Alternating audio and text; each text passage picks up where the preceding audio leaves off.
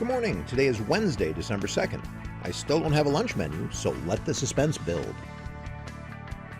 And finally, no students or staff have a birthday today, so we'll kick this can down the road as well.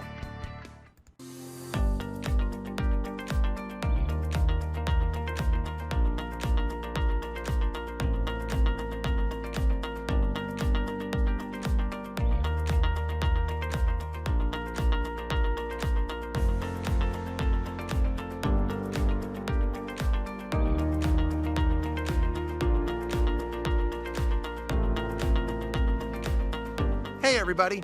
So I'm coming to you from Sand Valley Golf Course, specifically on the Ridge Trail that goes around the course.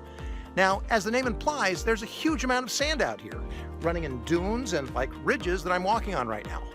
Now, a lot of people associate this much sand with beaches and oceans, and not central Wisconsin. So how'd all this sand get here? Thousands of years ago, the glaciers covered much of the upper Midwest. By zooming in at Wisconsin, we noticed that most of northern and eastern Wisconsin was covered by the glaciers. Now back then, the Wisconsin River ran through central Wisconsin just like it does today. But right here where you see the red arrow, it came up against the glacier, which acted as a dam, which forced the water to back up and form Glacial Lake, Wisconsin. This map shows the modern borders of Glacial Lake, Wisconsin. Wisconsin Rapids and Nakusa are up at the north, with Warrens and Tomah over on the west, and down at the bottom part we see the Wisconsin Dells. Now, during the over 5,000 years that Glacial Lake, Wisconsin existed, the bottom started filling up with sand. That's because as the Wisconsin River flowed, it gradually eroded little bits of rock and dirt along with it, and then carried it down to the lake. Because Glacial Lake, Wisconsin was there for over 5,000 years, quite a bit of sand flowed down the river and started to build up on the lake bottom. So it turns out having this much sand is perfect for creating golf courses.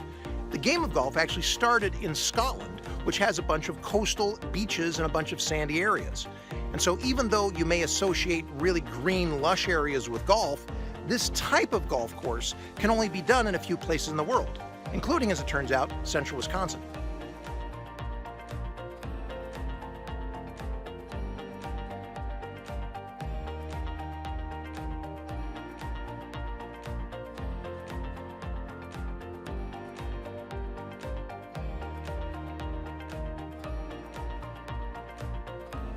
Now, because central Wisconsin is a former lake bottom with all that sand, that makes it a perfect area for other things, like growing cranberries and the swamps and the marshes that we have in this area. So even though the glaciers weren't actually here in central Wisconsin, the results of them formed much of the landscape and industries we have here today.